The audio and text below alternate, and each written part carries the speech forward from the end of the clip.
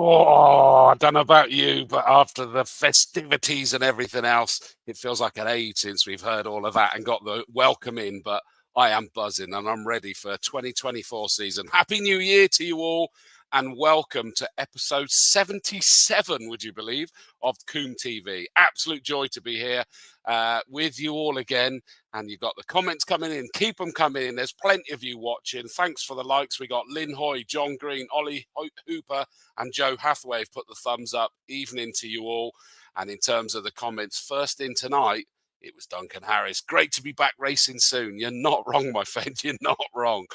Mike Cotton, hello, mate. Good to see you. You were nearly the first with the comment as well, but everybody's safe. I am at the moment, mate. And you know I'm always going to be safely tucked up with Combe TV and a nice big gin. So good to see you, my friend. Chris Rea, one of our mighty Orange Army. Evening all, Happy New Year. Looks like it's going to be busy, doesn't it just, mate? Doesn't it just? Emma Brown, our Formula Ford coordinator. She's watching. Evening, Emma. Good to see you. I missed you at Autosport. We passed like ships in the night, didn't we? But we will see you at Combe, I have no doubt. Steve Waite. I'm not sure what that emoji is. I'm hoping that's a good one, Steve. But he does say Happy New Year as well. So keep the comments coming in. Plenty of questions as well. Oh, look at this. Our very own Kat. She's watching on YouTube tonight. Evening to you, Kat. It was lovely catching up with you at Autosport. Gerald Howell, evening, everybody. Welcome to the show, mate. Good to see you back here again. So tonight, we have got Paul Coen over from New Zealand at the moment.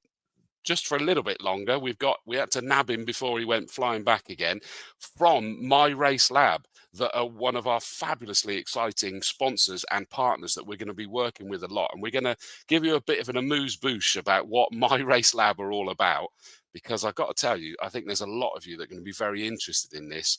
It's suddenly something that seemed unachievable to the club racers. We can do an awful lot more with. So we're going to find out about that. But brilliantly, much to his chagrin, Paul Coen has been conned into being my co-host for tonight thereafter as well. I can see him laughing in the background. I think I officially stitched him up on this one, but we're going to have a good giggle. He's my kind of guy. We're going to have a good laugh. We're then going to bring out 3 out of the 4 of our champions from 2023. We're going to start with Felix Fisher, our Formula Ford champion. We got Shaun Deacon from the Hot Hatches, and then in the throes of putting the kids to bed at the moment, Mike Good will be with us, our Saloon Car Champion. He's been trying for some time and he's got it. So we're going to catch up with him. Pete Spiller, evening, Dawsy. Great to hear your dulcet tones again. Thank you, my friend. It's great to be back here, mate. You know I love it. And I look forward to seeing you guys back out there again in that Audi TT. I'm sure that your boy will be back out there again. Stuart Tinker Taylor. Hello, mate. Good evening to the voice of Castle Combe, bless you. Hopefully catch up with you soon from a fuffer-loving Camp Softcore fan. Dilly dilly, if you insist, mate. Dilly dilly indeed. So, without further ado, let's get the next person out that, as I say, it's going to be Paul Coen from MyRaceLab.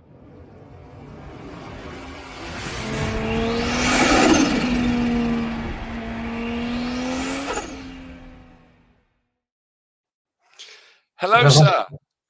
I've been properly stitched up here, haven't I? Yeah, I'm afraid you have, mate, but you wouldn't expect anything different from me. We might have only met that once, but you knew what the cut of my jib was like, didn't you, straight away? But how are you? You've been having a very busy trip over here in Blighty, haven't you? Yeah, no, it's been good. So we obviously met at the Autosport show, which was great. It's great to kind of meet the people from Castle Combe and you know, meet general people just wandering around the show and wanting to know more about MyRaceLab. But so that was great. And then off to Liverpool and a few more meetings, and then finally managed to grab some time with the family. So here for 4 days, and then off to sunny New Zealand. I left 35-degree weather to sunny England. Welcome, mate. Welcome to the wind and the rain and everything. You know, it's great. And I apologize that you thought you had time with the family and I nabbed you before you. No, it's fine. It's fine. I'm excited. And I think this year, actually, with Castle Combe, it's an exciting partnership, and we're keen to see where it can go and what journeys we can go on. Well, you know, let's step back to the beginning. Speak to us. What is MyRaceLab? Yeah, good question. So about 3.5 years ago, we had this crazy idea that right now you've got a lot of kind of apps that will tell a driver how quick they went around a track, so lap timers. And then you've got this kind of other side of the coin where you've got your Motex and your those kind of ECU based apps where you almost need a degree to understand how the hell to use it and operate it. So there's this big void in the middle, and that's where the MyRaceLab idea came about. So the thought process behind our software is to allow drivers from any level really to bring in data from any hardware device. So we are agnostic, which is great because you've invested in hardware. You want to get that data into the app and then be able to see what was my race line, where was I good, where was I consistent, where could I possibly pull some more time, and even tweaks to the car. Like, what did that do? How did that affect a certain corner? So that's where MyRaceLab comes in, and it really sits in that sweet spot in the middle there, where you generally don't need a degree. It's modern, it looks good, it's nice to use, I'd like to think, and yeah, it's great for everyone.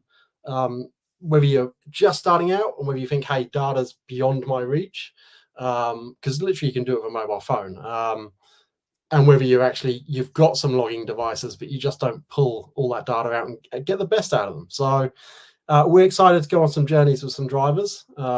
We know we're going to be at test days as well, so we'll have the ability to potentially even have a coach there and help people through those sessions and how to use it and get the most out of it. So it's exciting. Yeah, and I mean, obviously, I get paid to talk about it. I'm useless at behind the wheel, and let alone all the technical gubbins. It's, for me, one of the simple things that I've really picked out from this is that, and I kind of alluded to it already, is that it suddenly enables all of this analysis. But even for club racers now, it's not just the top sort of GTs and all of that. It suddenly opens it up to the masses. Well, that's it. So, and that's where that sweet spot was. So you always had like the top guys that maybe had a data engineer or they had that experience in reading the data so they could get the most out of it. So now it really opens it up to even someone who's just starting out this year, and they can go and they can either use their phone or they can purchase a small, £100 will get you a Racebox Mini, for instance, and you pop that in the car and you're getting really accurate GPS. So you can start to see your race line and compare your laps and even share laps. So if you want to collaborate with another driver or coach, you can share your lap with them and they can give you some feedback, or you can overlay their lap and understand, okay, they're taking that turn very different to what I am, so let's try that. So it's really insightful what it can give you and where you're losing time and where you could potentially gain time. And picking out on the bit that you were mentioning there, Paul, is that one of the really exciting things above and beyond just the MyRaceLab element, the tech element, is that you guys have now mapped Castle Combe circuit. Yes, yeah. So we manually map every circuit. So we've got, I would like to think, every UK racing circuit, Castle Combe obviously being one of them. And the reason we do that is that we want you to have the highest accuracy when it comes to the race line. The worst thing is if you go around a track and you're in the middle of a field somewhere, right, according to the app. So we've got to be accurate. So don't put it past me, I probably would be, to be fair. Yeah, so. No, that's it. Actually, be accurate for me as well. But we've mapped every track, and Castle Combe, obviously the first one we done. So we offer really high, and again, it depends on the GPS frequency. If you use a mobile phone, unfortunately, their GPSs are horrendously bad. Used really for sat nav, but anything like a GoPro even, or a Racebox or any device like that, you'll get really high frequency, which means you'll get really high accuracy on the track. And that's really important. For a driver, they need to know, okay, how was I taking that corner and I can't be in the field, which is number one. Yeah. And I mean, that's, forgive me, this is possibly a really daft question. Does this mapping tech that you've then used, does that get able to be sold? This is going to be a really silly question, but like the gaming world as well. So we sim world, I should say. Yeah, we have toyed with the idea of sim. We can at the moment unofficially probably bring in iRacing.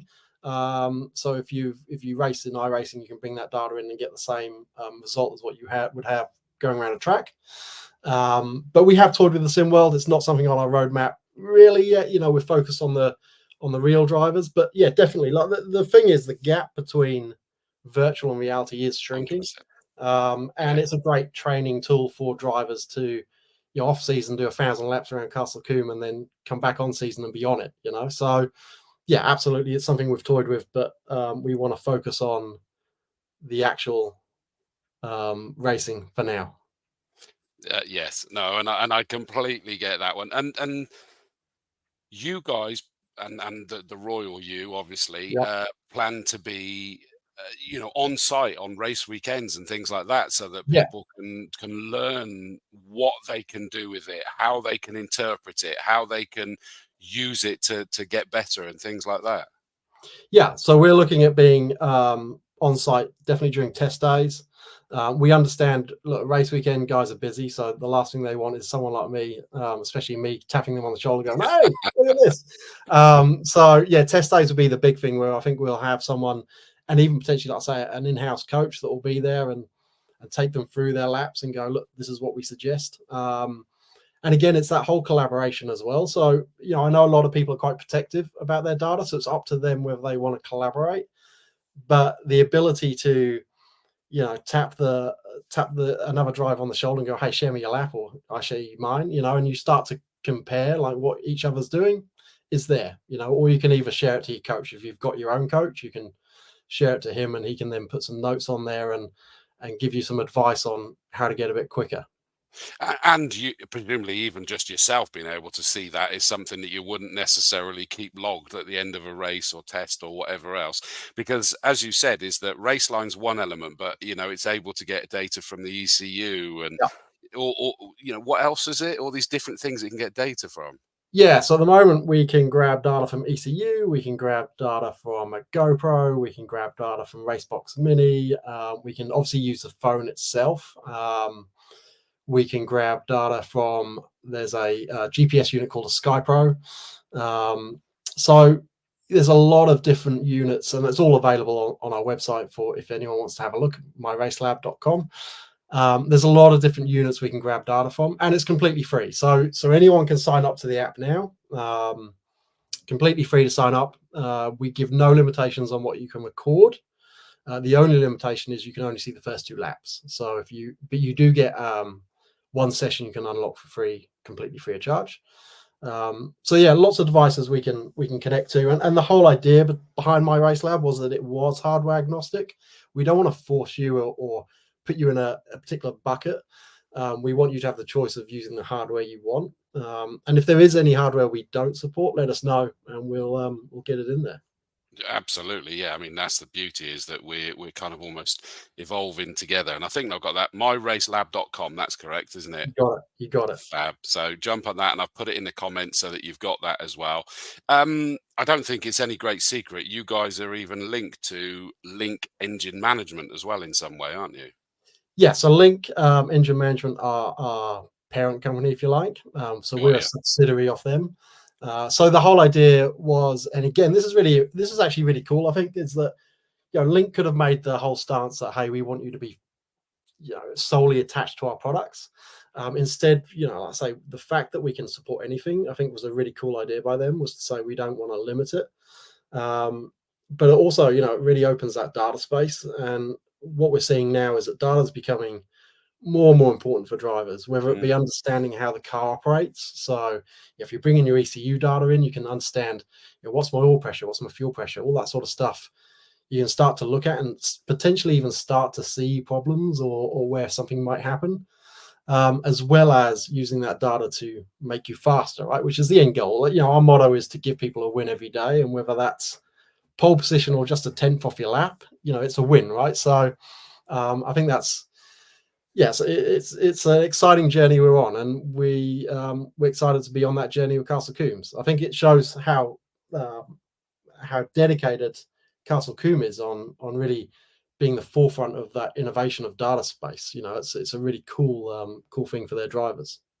Genuinely, it really, really is, and we'll sort of pick up on bits and pieces on this in more detail as the show goes on, Yeah. as we'll sort of intersperse chatting with you. I think we're going to try tonight, aren't we? In between the champs, basically, and go with that a lot. So people can go to myracelab.com. They can sign up. They can have a trial version of it. They can speak to you guys on test days, and they can get an understanding of what they can do. And look, any questions during the show, fire them up. Well, I'll Please do my best to answer them. And if your ratings plummet, I'd imagine you'll boot me off. So that's fine. Wouldn't do it, mate. Wouldn't do it. I'll just get another gin and that'll bring them back again. Just quickly before we move on, because we're going to bring our first champ out, but Emma Brown says it'd be brilliant. Be interesting to see what the plans are for 2024. That was right at the beginning. Joe Shingler, hi everyone. Looking forward to the new season and new sponsors for 2024. Duffers, Darren Duffield says, evening, mate. Hello, everybody. Evening, Duffers. Gary Franks, evening all. Hello, mate. I've been loving seeing the photos of you doing that ice driving. I'm fancying that, going Porsche ice driving. Cool. That sounds doesn't cool. it just? Yeah. I've kind of fancied that for ages, but his photos have got me properly hooked on that. Yeah. So, welcome back, Gary. Tim Perry, one of Orange Army. Hi, everyone. Thanks, Dilly. Sorry I'm late. Can't wait for the season to start. I bet you can't, mate. I know you love it, buddy. Ignore, evening everyone. Great to see Dawesy and catch up with so many Coombe friends at Autosport. It was good to see you, mate, and you look busy on with good old Ed Moore with the head tech helmets and everything. Caroline, evening Caroline Sutton, evening all. That is obviously the legendary Mark Sutton's widow, still hooked, and Nathan obviously still racing. It's so good to see the Sutton family still with us, strong and proud as ever. Craig Cook, evening, mate. Evening, Castle Coomers. You'll have heard his dulcet tones when the Minis were racing at Combe last season. Matt Coyle, Saloon Car Coordinator, says, my 8th season at Castle Combe Racing Club, having the privilege to be part of the saloons and being there for every race and making sure teams and drivers get a bar of chocolate. I love that. See, that's even more important, Paul. You got to remember it is. that. I've got to be honest with you. It is. I love that. It is cool. Mike Cotton says, here you go. First question for you, Paul. He says, I'm not a driver. He's one of our fabulous long-term spectators at the circuit. He says, not a driver, but does it help you to interpret the data? So does MyRaceLab help you to interpret it? Yeah, massively. Yeah, like honestly, like I've tried to use the ECU software. I won't name any brands, but I've tried to use most of them, and oh my god, it's like a minefield. So the MyRaceLab has been 100% designed to make it silly easy.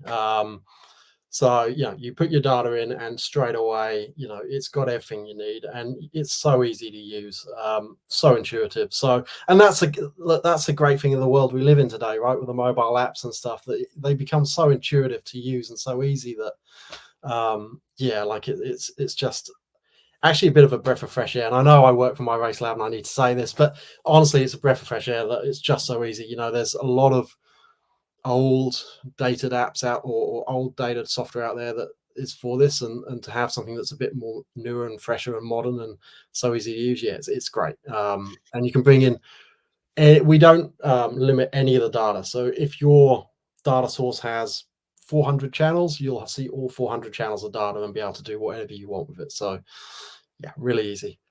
I love that. And that's a good question from Mike, from someone that, as he says, isn't a driver. But it's not about just suddenly presenting it in another way, but it's about making it understandable what you're looking at.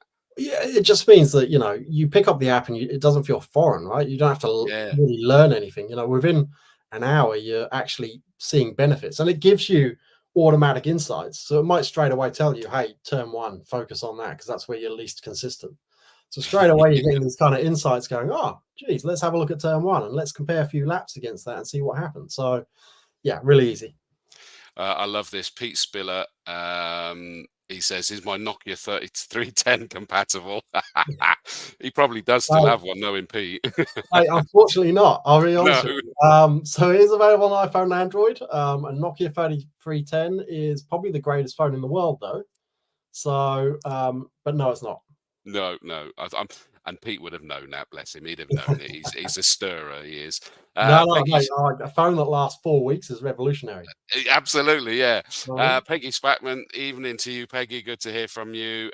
Emma Brown, she's the Formula 4 coordinator. She's followed on from Matt's comment about being proud about being the coordinator of the saloons. Have to agree, I'm going into my 4th season already, looking after the mighty Formula Fords. A privilege to be part of such a great circuit. Gary Franks has given me an instruction now how I've got to say his next message, because he's the one that went ice racing in the Porsche, and he has said that it was super cool. Ice, ice, baby. Ding, ding, ding, ding, ding, ding. He told me I had to sing it. So Nice. just to prove it, he did. He said I had to sing it. Look. Right. Should we get one of our first champs out then? Sounds good. Do it. So let's get. He's just suddenly leapt into action in the background. I can see. Focus, Felix, focus. It is our Formula Ford champion, Felix Fisher.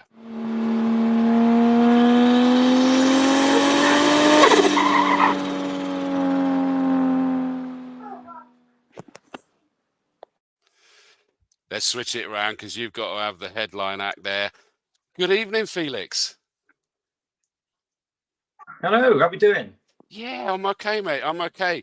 It's good to see you again. Now, first of all, I'm going to take the lead, and just Paul, if you've got any questions, feel free to jump in. If you don't, it's fine. It's not a problem. I've stitched you up, as we said already on this one. But Felix, 2022 was the monkey off the back. You followed it up, mate. I mean, how did that feel? Yeah, really good, really good, as you can imagine. Really, the first year I'd done the championship was 2008, and I was runner-up and won the Class B championship, and then I did the same in 2009, and then you got to wait until 2022 to win the thing outright. So, it was it definitely was. Got the monkey off the back, and continued it for last year, which obviously was great. So thrilled really, because to win it once is a privilege, but to back it up is brilliant. And that was the interesting thing for me, is that, I mean, clearly 2022, the emotion was there for everybody to see, because obviously the Fisher family has got a very strong link to Castle Combe, and you could see how much it meant to you and all of that sort of stuff. And at that point, you weren't quite sure what 23 was going to be all about, but you just couldn't resist. And your hunger, it did not diminish in the slightest, did it? No, it only got more, I think, if I'm honest with you. We were before we clinched it in 2022, we sort of said, right, if we do it, that's it, we're done. And what it's like, Christmas time comes and goes, and you're wondering what to do. And then we said, oh, well, no pressure, let's go back and do it again. And we won the first 4 races, and then you're thinking, it's on again. So yeah, but the battle with Luke went right to the very end, and it was the hardest season I've been part of, for sure. And it'll be very memorable, put it that way. It was, because I mean, there was a good few that were in there sort of battling away. It was just epic to watch, and even better to be able to commentate on. I think it's probably, guys like you that got me sent off in an ambulance. It's having to deal with that level of excitement. But it was just so impressive to see. I mean, was it a case of, I often wondered, the fact that, I mean, we call it the monkey off the back because it's just the easy thing to say. Did that release any of the pressures at all for 2023? Yeah, definitely. Yeah, it was, because it was a proud moment, and it was a privilege to turn up with number 1 on the car and being the reigning champion and things. But it was kind of, we just took off where we left off. I think we only had half a day in the car before the start of the year, and we jumped in the car and said, right, let's go. And yeah, I think it was that fact that I know I'd done it. I know I could do it. Yeah. And I just got into that rhythm of, well, let's go and do it again. And like I say, it was a competitive field last year. You had lots, it was competitive at the front. And it was probably, the grids at Combe were good. And it was, one of the most competitive in the country. So it was, like you say, a good achievement again. Yeah, take it from us, mate. It was exciting to watch. I can assure you, it was absolutely epic. I mean, after drop scores, it was 4 points in it. I mean, okay, if we ignore drop scores, it was something like 12 points in it. But, it was really, really close. But yeah, as you say, you started off with 4 victories, then a couple of seconds. Then suddenly a rogue third appeared in July. Then it's back to winning again. We'd probably skate over the next race where there was the DNF. And he came back with a victory, a second. And then suddenly the final round, what was that? That was first, second, another third there. Was that just sort of taking it easy and seeing it, bringing it home? I had won. I'd clinched the championship in that first race when That's right, yeah. And we kind of went out for a bit of fun, but then the mindset had changed because I was at Brands Hatch 2 weeks later. Yeah. So it was kind of go out, have a motor race, have some fun, don't take any risks now because the job's done and the car's got to go out again in a fortnight. So, you know, it was kind of, yeah. Yeah. And of course, that's the Formula Ford Festival. It was a big one, isn't it? And then you did do the water haze as well, didn't you? Yeah. So that was only the week after that again, wasn't it? So manic end of the year because you had the championship decider. Yeah. And then a fortnight later was the festival. A fortnight later was water haze. And a fortnight later we had the awards due. Yes, of course. Yeah. We were all glad to call it a day then, actually. Yeah. But it's the usual thing is that now we've suddenly got Christmas out of the way. We're suddenly kind of going, I don't really know what to do now. Doesn't matter how busy, we're missing that racing season. I mean, Paul, just bringing you in to get you involved in this. Have you watched the Formula Fords at Castle Combe yet? I have, and I've actually, so I follow Formula Ford. I've watched it there, and I follow it in New Zealand as well, because it's an exciting discipline, if I'm honest, really close racing. And I actually had a question, and it's completely off the cuff, and I'm sorry, but is there anything you do particular pre-season to kind of get ready for the new season, or is it literally hey, look, I'm pre-season, I'm off, I'm going to relax, forget about racing, and then straight into it in the season? I'm just interested to kind of know how you keep the kind of focus, if you like. To be honest, there's no routine. I love my motorsport, so you know I'm always, even if it's watching the launch of the new F1 cars and but there's no sort of routine to getting back into it, really. You know, it's I don't shy away from it or totally get away from it, but when the day comes, we turn it on, really. No, that's good. I like it. That's a very confident answer. I'm kind of nervy to ask this one. I'm going to ask it anyway because I actually genuinely don't know the answer to this one. Are we going to see you 2024? If I'm completely honest, I don't know the answer myself yet. Okay. Which I guess that's probably no different to last year, really. Then, from what you were saying. No, if I'm honest, we didn't decide until it was about 3 weeks before the first round last year. Wow. Really close knit. And then it all happened. To be honest with you, I need to speak to, Tom at TM Racing and things. I did briefly chat with him, and it was about something else last week for about 5 minutes. And we sort of casually said, we should meet up and have a drink and talk about what plans are and bits and bobs. So, I'm sure that'll happen in the next couple of weeks, and we'll go from there, really. Well, we hope we'll see you back there again. Emma Brown, your coordinator, says, "Evening, Felix. Another great year last season." And Tim, one of our Orange Army, says, "Nice and laid back then." Basically, summing you up perfectly there, isn't it, really? And that's the thing. I've got a question then. I mean, I've only ever known you in the Formula Fords. Have you ever, and do you have a desire to jump into anything else other than the Formula Ford? Yeah, lots of things. I started off in Formula Jedi, which blimey, was brilliant. I'm not going to lie. They're lightning quick, aren't they? They're bonkers.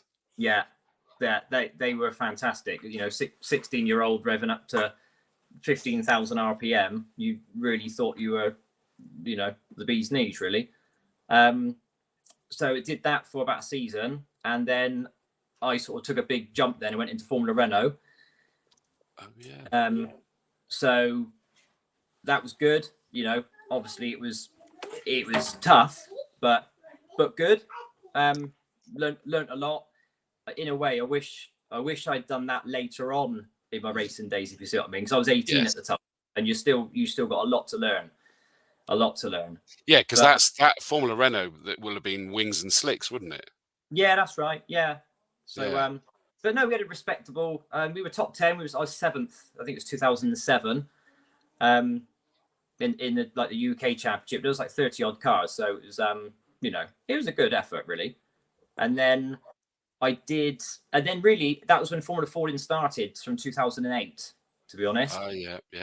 And I did a little bit of the Duratec when it was Duratec, like the UK Formula Ford.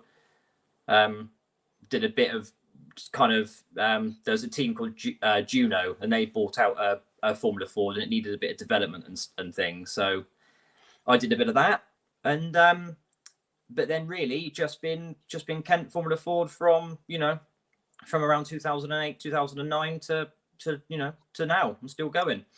They just do look so much fun, and I think, like you said, do it the other way around. I've always said that Formula Fords are just a vital stepping stone for youngsters, because you learn mechanical grip in them, don't you? There's no aids to it whatsoever, and you learn that. But the problem is that you've got to be a little bit older before you can start in them, sadly, don't you? I think it's a good thing. Formula Ford, you get a lot of drivers that have done lots of formulas early on.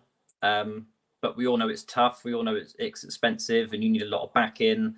But everyone finds a common ground in by going back to Formula Ford. You think my brother's he was Formula Renault, Formula BMW, Formula 3, and you got people like Joey Foster that have done Formula 3, Formula Renault, LMP stuff. Lots of people around that have done a lot of motorsport. And then when it's not as much of a career path, they think, let's go for enjoyment. Let's go Formula Ford. Let's go racing, sort of thing. Yeah, they're back to the roots of actually enjoy it. A question here from our legendary Mike Cotton says, Felix, do you use the gym in the close season to keep fit? I won't lie to you. No, I'm an electrician by trade, and most of my days are spent drilling holes, pulling in cables, chasing walls, and so I'm often knackered. So yeah, it's just raw talent. Raw talent. I love the laid backness. Two children under the age, from keeps you fit, right? One's coming up 2. It's that's physical enough as well. So with the journey you've had through your motor racing career, has data played an important kind of role in that, or have you used data more and more as you've gone through, or do you not use data at all? I'm just interested to kind of know. In the last couple of years, a bit more, I must admit. My teammate's quite gemmed up on that, and uses it quite a lot. So he gets. I'm not very. I'm more hands-on. I'm not very technical. on the over the last. Oh, we lost him. Oh, he's back. Hang on, he's back. So you're saying you're not very hands-on, yeah? I'm more practical. I'm not too good on the kind of computer bits and downloading and apps, but my teammate's is very good with that. We have been using it, quite a bit, so I can learn, and also so he can learn, and the team can learn. Awesome. So I must have, the last two seasons, definitely it's become a factor. Cool. Which is interesting, and they're the 2 years that he won championships. Exactly. I didn't want to say anything. But yes, you're right. I'll let you have that soundbite, Paul, for your marketing. That's fine. You've got it. He used data, and he's won the championship. That's what it's all about. But I mean, Felix, is that obviously your everything you've done has been single seaters, and I will just quickly ask this question: have you had, or do you have, a desire to jump into anything that's not a single seater? I have had a go in a sports car before, but it was only a couple test sessions. Really, it was just shaking it down for some people. I don't know really. I can tell from that reaction it hasn't floated your boat much, has it? Really? I'd drive anything, I think, really, but I can imagine. I'd like to have a go in a 90s Formula One car, but there's not many around, and I don't know anyone that's got one. So, you know, I'll have to wait for that opportunity, won't I? But you will. How old are you? 35. So there's still plenty of time. Let's get you into a GT as well as a Formula Ford. As a pro driver alongside a gentleman driver or whatever you want to call them. That would work for me. I did see the Sports 2000s last year at Combe, and they look really nice. And serious bang for your buck with those things. Definitely, I agree. The reason why I was obviously asking is that your dad's background that I know is in the GTs. Or the special GT, should we say? Yeah, and that's totally different to where you and your brother went, isn't it? Yes, yeah. I mean, they were monsters back in the day. The special GT, proper. You needed some minerals to drive them round Combe, I can tell you. But they were. No, they were, like you say. Growing up at Combe from a young age, really, and that was the days before the chicanes as well. So it was mighty quick. And but yeah, Josh has done a bit. Josh has done a bit of, sports cars and things. Yeah, so, true. But you never know. You never know. There might be an opportunity one day. So don't get me wrong. I don't want to lose you from our Formula Ford Championship, to be honest with you, mate. But since I always wonder what everybody's mindset is with these kind of things as well. So 2 has been won. He's back again quick though. He comes back in. We lose you. Nobody loses their signal and back again as quick as you. I'm impressed with that. But you've got the 2 and the 3 back to back. That would be a big deal as well, wouldn't it? It would. Yeah, it would. Yeah. I'm not one to stir her out. No pressure.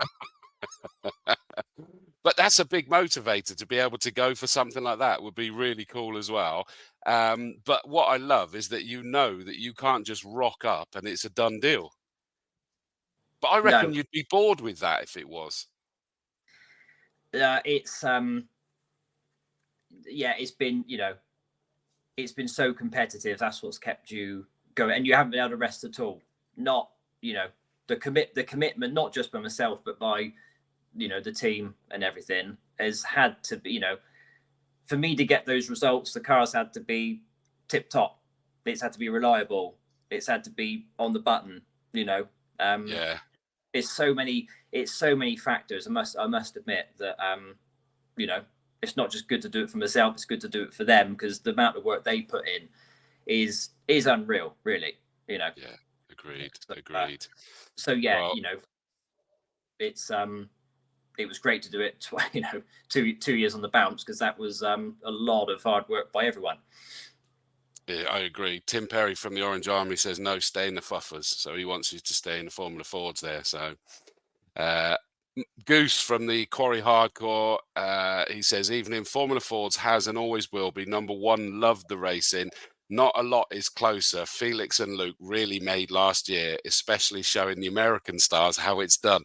That's an interesting point, actually, Felix, is that the Americans turn up, and I'm a huge fan of them coming and applying their trade, because some of them go on to some very interesting careers, but they do not get their own way against you and Luke, do they? I don't think many people do, though, do they? Really? No. I love it. I love that fact. It's so good. Is that I don't think they ever rock up arrogant or anything. They don't expect it to be easy, but I do just love that people turn up and kind of go, "Oh heck, you boys know your way around that circuit."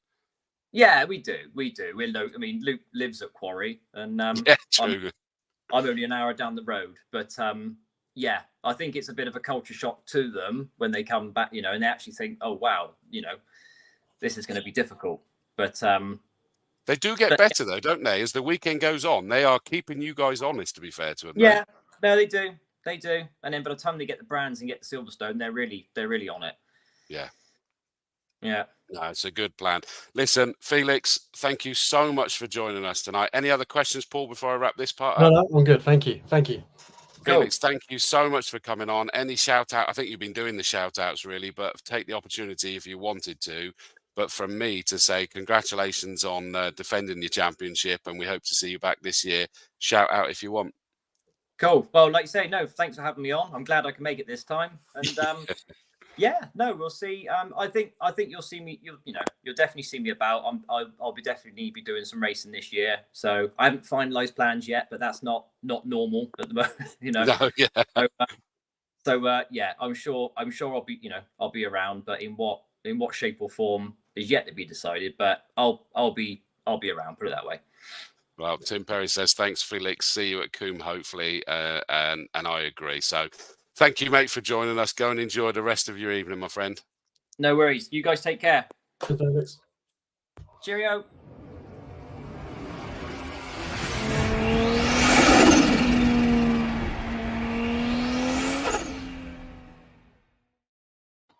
Right, I think we need to get straight on with the next one because that was a good detailed one. And bless him, this guy's been waiting for a very, very long time. Apologies, Shaun, but hopefully been glued to it as well.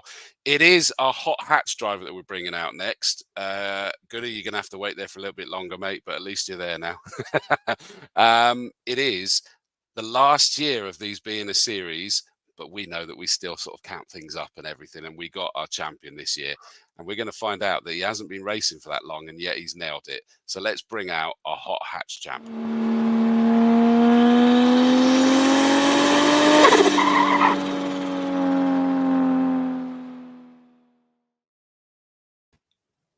Shaun Deacon, hello, my friend. Hello, Mr. Dawes, all right? How you doing, mate? How's have you come down after a brilliant 2023 yet? Yeah, just slightly. Still buzzing, still taking it all in. Yeah, it was a very, very good year, very busy year, unexpected year. You don't sort of. It's my fourth season. Yeah. So 3 full seasons and a half season during COVID.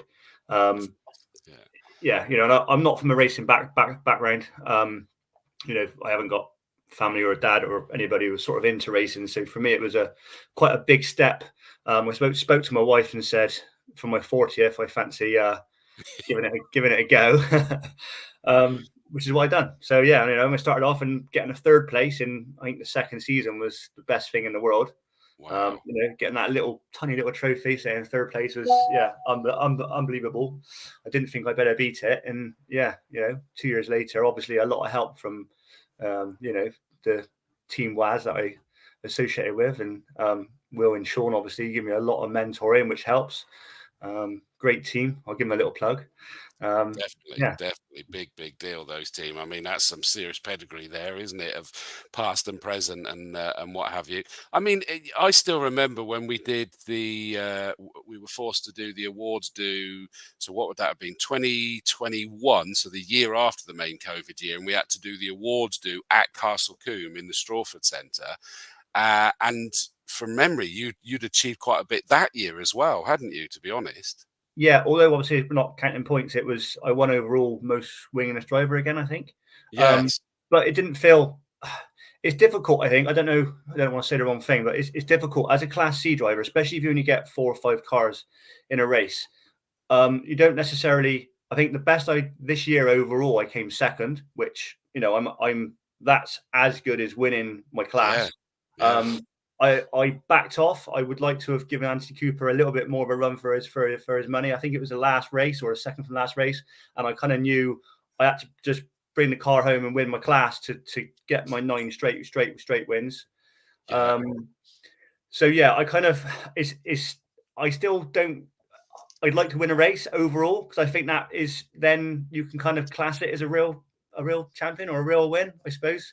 I'm not going to take anything away from it. I'm still, massively proud of myself, but I am chasing. Obviously, I'm going up a class this year. I've had an engine upgrade, which we're still settling with. And actually, I'm going to speak to Paul because I might need a bit of his software or hardware. Yeah. So interestingly, you said you didn't come from a motor racing background. So what was kind of, I suppose, the biggest challenge for you entering the racing scene? What do you find the hardest to kind of overcome or understand? So without going too far into it or boring anybody, I mean, I've always been a sporting person. Up until the age of 16, I competed at a very high level in basketball. I've always enjoyed all sorts of sports. I've always been very sporting.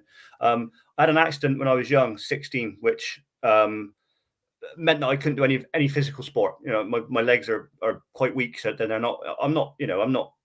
I'm all right, you know what I mean? But I'm not able to compete in what I would call a sport. So therefore, I kind of give up on that side of my life, if you like, and I concentrated on my business. And the businesses have gone reasonably well. Got a nice family, and life's all right. I can afford to race.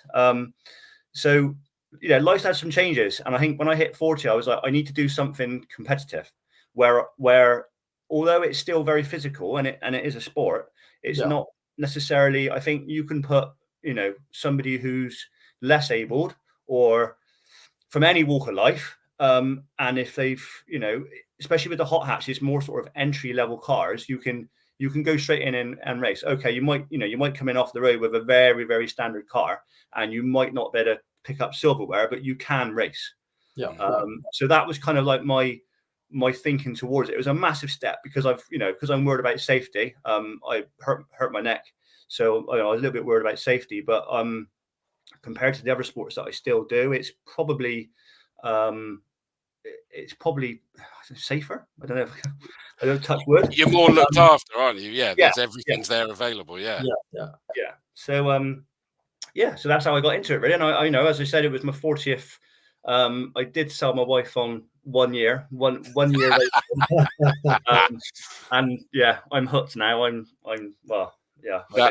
That old chestnut, the 1 year chestnut. 1 year, and it's a standard joke. It cost me £50 a year. That's the standard joke. So I know she's listening, so I got to be very careful.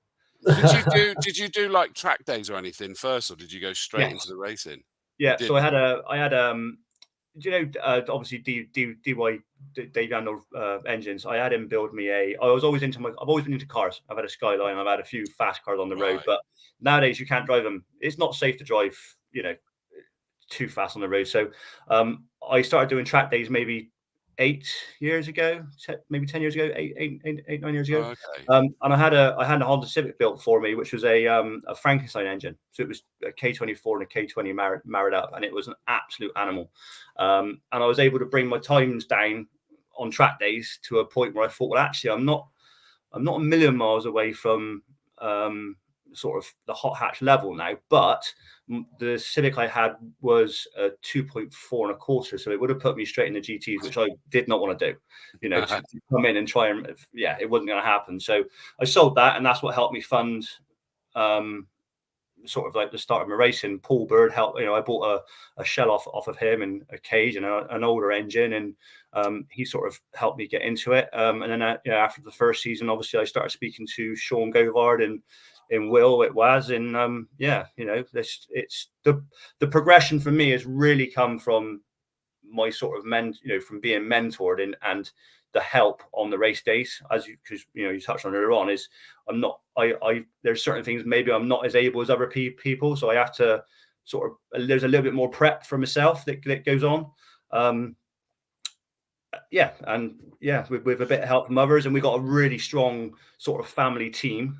Yes. That was one of the things I was going to say, Shaun, is that and I don't know whether you felt this yet, Paul, whether you've been able to get amongst people enough to realise this, that the Combe paddock is a very, very tight-knit group, both in its entirety and in terms of pockets even more so. And have you been there enough to feel that yet, Paul? No, I haven't, unfortunately. That's the You'll enjoy that side of the world, But no, definitely want to get in and amongst it. It's You will enjoy that because you'll feel that. And Shaun, I know you and I have had many a conversation. Is that and in fact you were making a key point of it. It's been fundamental to doing it, staying doing it, and becoming competitive. Is that you get to learn. And it's interesting where Paul earlier was saying about that with the the data and how you can actually start sharing it with other drivers. I think that will happen, won't it? Yeah, I'm very keen to speak to Paul, because I've the new engine I've got, we've got a few little issues we're trying to iron out. And I've used various other bits of software that I just don't understand. I'm an electrician by trade, although I'm not, I'm not anymore. But I haven't got loads of time to spend learning to read the technology to really understand it. So what I've been using now is very good from a point of view with the overlays. And I don't know, Garmin I use. I don't know if saying that, but yes, we use the Garmin and it's really good. But it doesn't show you how to use the layers of information, which I think from what you were saying, with having somebody at each race day would be really helpful, because you've got the information. It's then somebody actually showing you how to use that information for your advantage. Yeah, agreed. And I think that there'll be a lot of people taking. I think the people that don't use it will probably be the ones that suffer a little bit, if you know what I mean. So that might be the new wave of, how do you get that extra half a second? Because being naive, before I started racing, I didn't realize how important a couple of seconds racing was. You know what I mean? I didn't really give it enough. Fractions of a second, racing millimeters can mean miles. You know what I mean? So it's crazy. It's just the tiniest amount of distance or tiniest amount of time can really make a massive difference. Yeah. And even in my naivety of not being a racer is that, you hear stories about people throwing thousands, if not tens of thousands, chasing those tenths. And it's like, actually, do you know what? For a fraction of that, this, not just the data, but the presentation of it, the analysis of it, etc., for a fraction of the cost, and actually, but potentially buy you considerably more. I mean, I've had it where I'm very privileged, where I get to commentate on a whole raft of different things, and that includes top level GT racing, like whether it's British GT, GT World Challenge, GT Cup, etc. And I watch pro drivers with AM drivers, let's just call them that, AM drivers, and the pro drivers don't bother working on themselves as much because they're like so close to each other anyway, but they can suddenly gain, you talked about fractions, they can actually gain multiple full seconds for their AM driver by taking the data and getting them to do things that their brain says surely not. Yeah. And that's the beauty of it that I love. And Shaun, I can tell that you're excited by what MyRaceLab are going to bring to this, and I'm not meaning to sort of almost become a inadvertent salesperson for them. No, but, I appreciate it. You'll pay me later, I know. But for me, it's exciting, Shaun, and I think you're kind of intrigued by what it can do for you now. Yeah. So I'll just quickly say I was lucky enough to have an invite to go up and spend a day with Janetta, which I spoke to you about, and a chap by the name of Mike Simpson. You might know him. He's an LMP driver. And I think he's the director of something over there now. Extremely intelligent man. Obviously knows his stuff inside out. I spent the day with him in a Janetta, in one of their V6 Janettas, rear wheel drive, completely different car to what mine was. Made me understand that there is completely different disciplines, and you can't just jump from one car to another car. But his level of understanding of the information, so what he was able to tell me from his lab and the data, and all right, some of that data was in his head rather than on a screen to see. But he was able to coach me a lot more. So I think that's kind of what I'm saying, is to bring that to Castle Combe at the hot hatch at the very bottom end of racing, if you like, will be a massive advantage, and it's not an expensive advantage, whereas a new engine or a new car is. That's right. But Shaun, I can tell you're obviously quite a competitive person, right? Yeah. So, I can imagine you're the sort of person who would drill into that data and really kind of get as much as you can out, which is amazing. I'm presuming, like, because of your competitiveness, do you see yourself ever moving from the hot hatch to the GT or something else, going forwards once you achieve what you want to achieve? Do you see that kind of progression? And yeah, definitely. I toyed with the idea of this year of maybe not moving up a class, but I believe I've had the right instruction, and deep down I know it's the right thing. I'm still although I'm 44 years old, I'm still very young in the world of racing, and I've still got a lot to learn about racecraft. Whether that be with data or just actually in the car. So in answer to your question, yes, I do. I've got, hence the Janetta conversation. I've got this, I don't know what it is, something in me that I want to race Ginettas. I had a good chat with Colin White, and he sort of, helped me sort of change my mindset into eventually I will. It might just be one season. I don't think at the moment I'll ever want to sell my 106. It's such a great little car. It's the work that Will's done to it. Obviously, Will's got 20 years of experience with these cars. He's been racing a long time, and he's put a lot of effort into my car.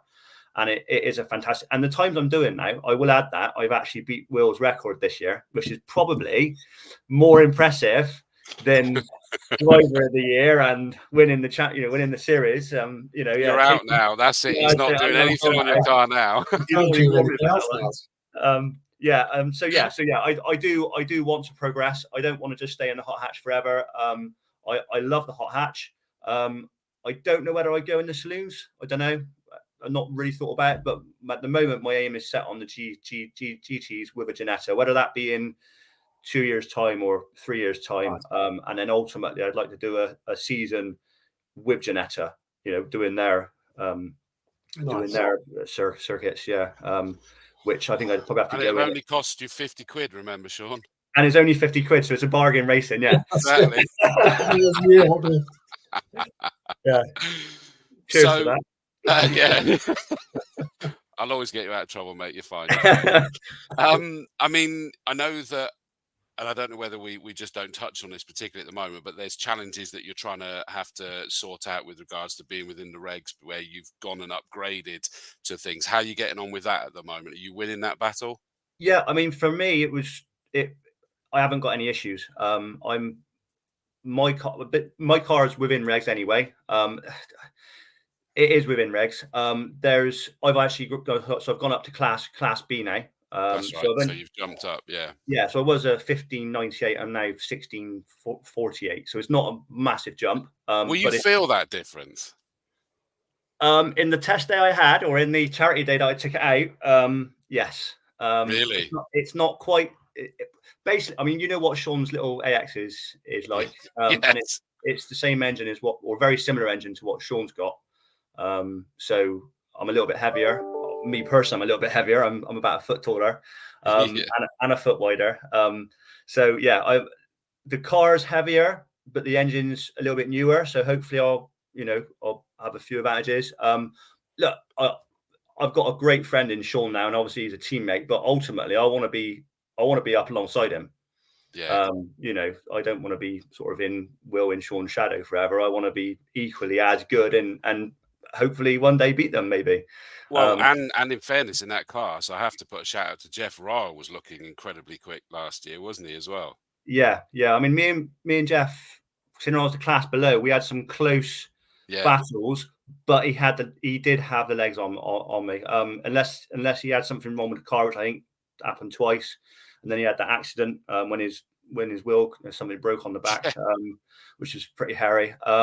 We probably 50-50 last season, but that was probably more due to his error rather than my car. So it just means three of you battling out is going to be incredible to watch. Well, it won't be Shaun in the class, unfortunately. Shaun's in F. Really? So I don't know who else will be in class B. It might only be. I don't know. I haven't seen who's entering. You'll still be fighting anyway. That's on the track. Let's be honest. Yeah, ultimately, yeah. I mean, I don't. It's like I said right at the start. It's weird because I almost don't. The classes, they do come into it, obviously, but I almost you want to be first, second, third overall. That's where you want to try and be. Of course. Yeah. Nice. Well. Just quickly to put, is he had the likes of Tim Perry from the Orange Army. Hey, Shaun, good to see you. Darren Duffield says, hello, Shaun. Gary Franks, fresh from his ice driving. Hi, Shaun. Ben Pemberton, it'd be good to see him back again. He was getting quicker. How do everyone? Looking forward to returning to racing the Hot Hatch Championship this season. Tim Perry's gone now, so he wouldn't have seen that anyway. But if you watch it back, you'll see it. But he says, good luck to you this year. And Jake Olden says, time for some fun, Shaun Deacon. So I forgot to mention that. So he's got my engine from last season. Oh, I did know that. I'd forgotten that. Yeah. And he is, I mean, I think I think in Class C, it's probably same with Class D. There's not a lot of cars that enter in Class D, so it's probably a little bit easier to get more wins, at least get more silverware. So I'm not saying that that's why he might get on better, but with the engine he's going to have this year and what I've seen of the car already, yeah, it's going to be close. Hopefully, it's all going to be close. I like the sound of that. Jake's a young driver that's always been sort of like, if we can see a full season out of him, he's always going to be there or thereabouts. So I hope that that's what we get to see above all. Let's not forget, when there's not enough cars in there, you don't tend to get full points. So that, it does backfire on that sense as well. So it kind of works itself out normally in that roundabout way. Paul, any more questions? No. Well, in which case, Shaun, I've got to wrap that one up by saying congratulations, man. Awesome year again from you. I look forward to seeing the new car, the new engine, the new speed, the new people to fight with, all that sort of stuff. And it's the new first year of it being actually a championship. And I wish you the best of luck, mate. Thank you very much. Thanks for having me on. We'll speak soon. Any shout outs that you want to do? Obviously, to all I'm very lucky to have five sponsors, and I've managed to retain all 5 sponsors this year. So thank you very much. I won't name them all. Obviously, Team Waz, everyone associated with Team Waz. My right hand man, Nick. I think you've obviously met Nick. Yeah. I can't. My wife and my kids, without their support, I wouldn't be doing it. Like a lot of people. Very blessed to be able to race. It's not a cheap sport. And it is 50 quid. 50 quid. So just thanks everybody who's helped out along the way. And it's like you said earlier on, it's a fantastic family. It's a fantastic place to race, and I highly recommend anybody who wants to get into racing. This is definitely the hot hatch is the way. It's the way forward. Bless you, my friend. I love hearing that, and I look forward to seeing you at the circuit, mate. Ben says, well done last season, Shaun. Good to see how you get on in 2024. So best of luck, mate. I'll see you at the circuit. Thank you very much. Take care. Cheers, bud.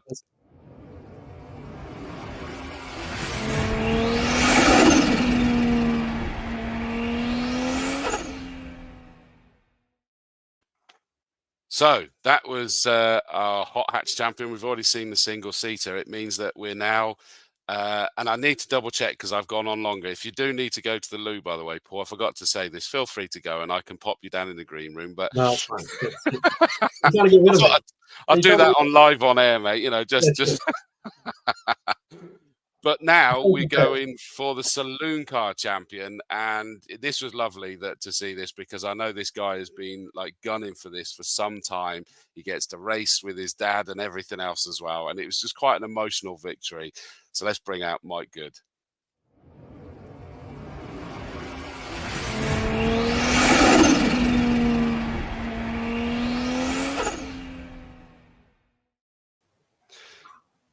Mr. Good. Good evening. How are we? Boy band, as I affectionately know him. How are you, my friend? I'm very good, thank you. How are you?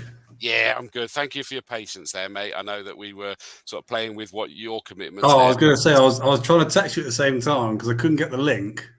And then trying to put the kids to bed. I know. It's like I was having to text you whilst I was live on air, mate. You think that was hard, crikey. But we pulled it off. But Mike, I think I summed that up quite well there, didn't I? Because that was an emotional championship win for you because you've been not only gunning for this for a while, but close more than once as well. Yeah, so I've raced Class D now for 9 years, roughly. I think 2015 was my first year. And I've had the most unreliable car being that Lupo. Then we bought the 106, which I bought for Dad, which I spent more time in. And then we sold that. Obviously, I bought the Corsa. And that was Russell Pointer Brown's that's correct, championship winning Corsa, wasn't it? It was, yes. Obviously, that car's been around years before I owned it. Yeah. So obviously, everyone knew the pedigree of that car. And then Dad took on the Lupo, which is even more unreliable than I had it. And then obviously ended up with his Fiesta as he got now. Yes, yeah. And that was one of the, obviously we'll go more onto your own actual championship winning season, but you adored, was it the last race weekend that you and he just ended up having this great battle together? Was that legitimate or were you playing? What, between me and Dad? Yeah. It's a bit of a play at the same time. Obviously, we were trying to work out the point system because we knew that Dad's points were close enough to be second in the class champion. But we were trying to sort of stay very close on track because we've never really had any pictures either together on track. Of course, yeah. We were trying to do it to obviously have the memories of the cars being taken on the track, as well as trying to have a bit of fun. But obviously, we don't have fun together because it's either Dad tries to take me out or I end up taking him out by mistake. So, yeah, it does get quite interesting on that track, that's for sure. And for those of you who don't know, because I'm going to take this, I hope you don't mind, Mike, going to take the opportunity of just saying that his dad, Roger Good, that you'll remember in the yellow Fiesta, for those of you that are spectating there, he is an absolute legend because he's an RNLI boatman as well, isn't he? That's correct, yeah. Absolute hero. And I mean, the stuff that he did, was it last year that he went and did all the he did a big climb, to raise money. I mean, unbelievable. Not bad for a past 60-year-old man climbing a mountain, so I'll give him that. Yeah, exactly right. And he just loves his race and he loves being about. You can see it all the time, can't you? He was the one that got me into it. So obviously he's marshalled for years and still marshals at Combe. Okay. So when he's not racing, he's marshalling like the autumn classics and stuff like that. So he got me into it at 14. So I used to do the paddock at the age of 14. Then at 16, I was allowed out on the bank, but I wasn't allowed to jump out onto the live track. I did that for a few years, and then I got the bug too much to want to race. What that did it for me is like Kieran Simmons and stuff like that. I watched them while I was marshalling and thought, well, I could do that. And then here we are now. And obviously, that small world of we're all just like really good friends now.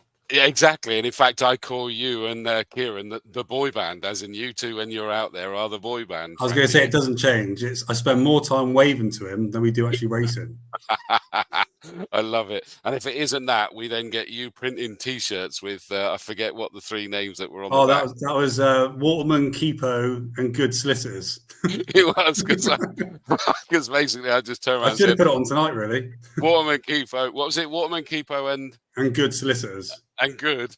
Of course, I forgot that part, yeah. Dodgy firm of solicitors, if ever there was one, as I said those two together, because it did sound like that. And I didn't realise that. I've got to be careful. I forget that you guys do end up hearing about this afterwards. So. Well, it was Keeper that texted me and said that you'd said it, so let's make some T-shirts. And that was it then. And I thought, this is game. I had to make something for it. See, that's the problem, Paul, just so you know. I think I'm safe up in the commentary box. They're racing, they got their helmets on, they can't hear, but they get told this stuff afterwards. So I have to be very careful what I say. I say that, Mike. I'm never careful, actually, to be fair, am I? So, no, I got to say, I don't think you've ever been careful, have you? No, it's all, you know it. Nathan Sutton, your good friend, says, smile, Grumpy. He is now, Nath. He's smiling now. You're all right. Because Nate just told me to smile. That's what it is. Yeah. Nick Mizzen, another one that obviously races an awful lot with us. He says evening to us as well. So it's great to see people coming out. So take us to the year, because I mean, you've been there or there. I am right in saying it's more than once you've been close, aren't I? Yeah, so I've won the class a few times. Yeah. And then 2017, I got pipped by Simon Norris. Right. And that was a couple of points in. I beat Gary by a point because Gary ended up third. But that was the closest I've been. And then when I've been close in the class, I've had a problem, or we haven't had numbers. Of course, which is what I was saying earlier, wasn't it? Yeah. With Shaun saying that when the numbers are low in the class, you don't get full points.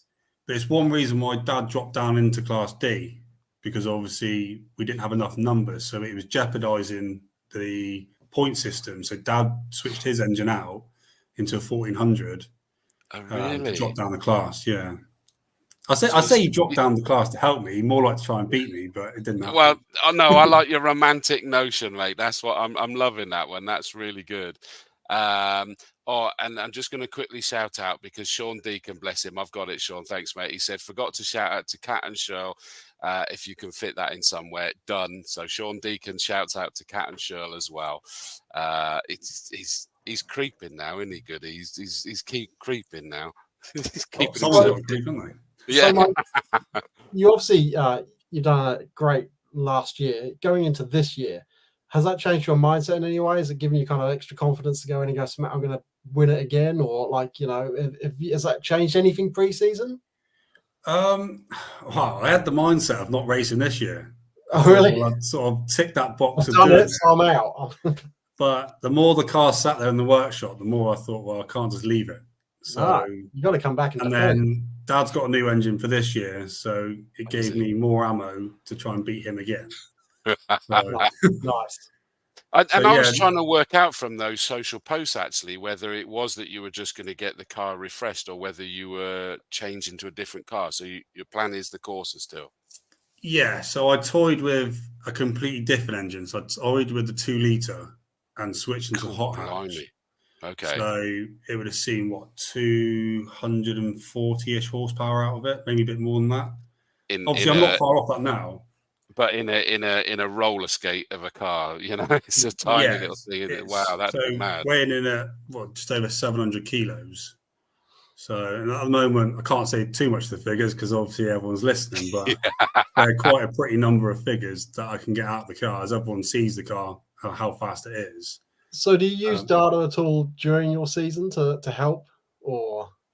Say that again, sorry? Do you use data at all during the season to help you, or is do you know what? I've never used it all the years really? I've raced. Yeah. So this is your secret weapon then, right? Is that you want to beat your dad, don't tell him anything about it. Yeah, you go on MyRaceLab, and that gives you an extra bit of all I ever use is the pit board to see my time going around. Yeah, I've done it once on a test day where I checked my data to try and find some time. Yeah. But that was only ever time I used it, and that was when I first bought my car 6 years ago. Do you fancy it now, Mike? I mean, you've been listening, hopefully, if you haven't watched back the beginning when you were busy putting little ones to bed and everything, is that the beauty with MyRaceLab is that it is all about this, take the data, they've mapped the circuit, the lines, you take it from your ECU, all this sort of stuff, and find those bits and pieces. Do you fancy, now that you've won the championship, is that kind of like, actually, do you know what? I want to play and see what more I can do now. I want to try and get that record. Because So I know obviously me and Ant have been very close, and Ant and I, stupid amounts of time between us. It was like a 17.4 that Ant did, and I did a 17.5. So we are extremely close to the point now that obviously with the data, I reckon that if I play around with a few bits, I reckon I can get. I would like to get in the 16s, and the car's been sent off to have the engine checked over, refreshed, the gearbox done. So there is no reason why I shouldn't be able to, with a bit of tweaking and data and checking where I'm going wrong, that I can't sort of pip that record, which is what I'm going to try for this year.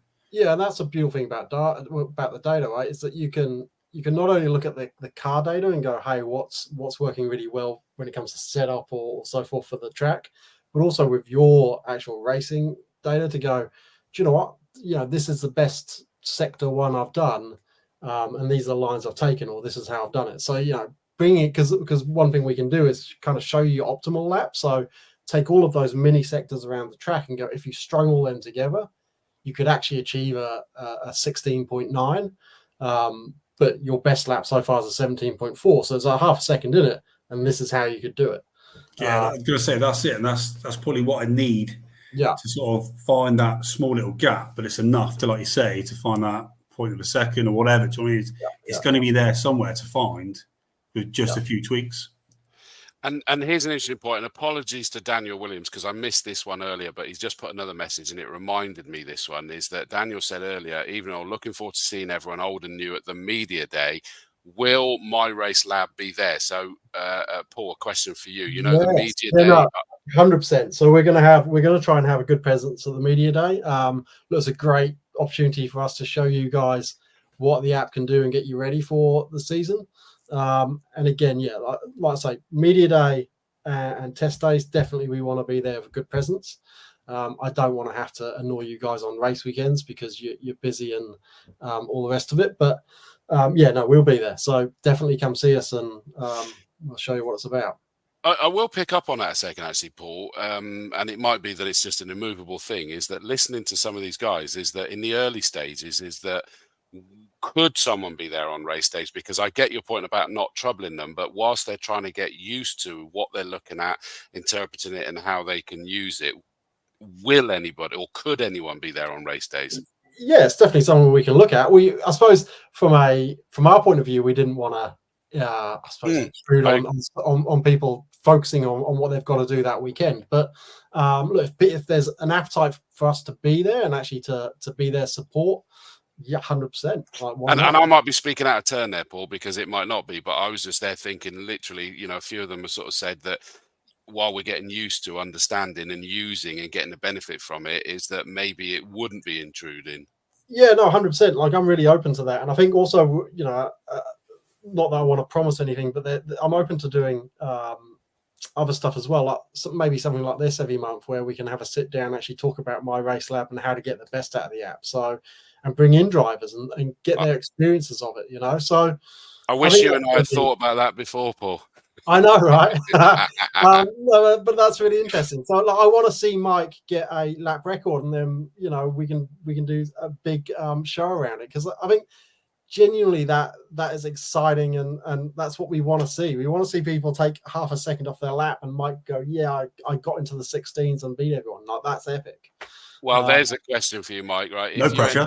No pressure, Mike. You've got to do it this year, okay? But if you end up going for something like MyRaceLab and it does make a difference, Paul and I are in discussions about possibly, as you heard there, is about doing shows on a regular basis, MyRaceLab shows. Would you come on as a guest to be able to turn around and say, look, seriously, guys, I used it and I've got a lap record or whatever? Oh, 100%. Yeah, because it just shows, doesn't it? It proves what you can do from it. And I reckon if I was to use it, and I will use it, that we'll see what we can gain from it. And like you said, Paul, I think we're going to find sectors that are different to others, and we're going to put them all together and find that small bit of a gap. But it's that, like we always say in racing, obviously a second is massive. Yeah. So you find anything from there, you're laughing. So. And Shaun, I can still see you in the background. Thumbs up. Are you up for coming on if you end up using it? Yep. So there's another one, Paul, that will come on if using it and able to get those benefits. So that's great, because for you, Paul, you want these real life scenarios, don't you?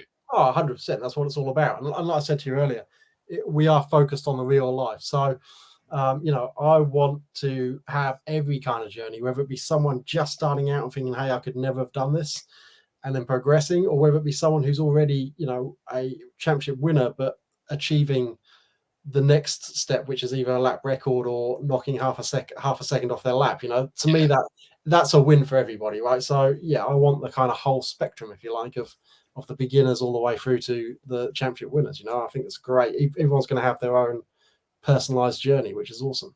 And that's the point. And I'm sure everybody that's watching that isn't necessarily the racing drivers is that you're with me, is the fact that I just love hearing these stories, because it's dead cool. By the way, another one I missed earlier. Apologies, Dave. Dave Baggy Malpass. Hi, all. Glad everyone survived the storms. Don't speak to about those. I've got expense with fence panels gone.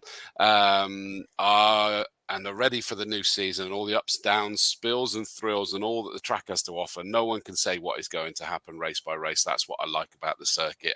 # Orange Army.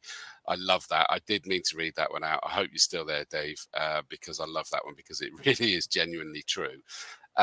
In terms of what reminded me, by the way, and this is back to you, Mike, is that what reminded me that Daniel Williams has sent a message earlier is that he also said, no, Mike, tell us everything about your car. We won't take notes, honest.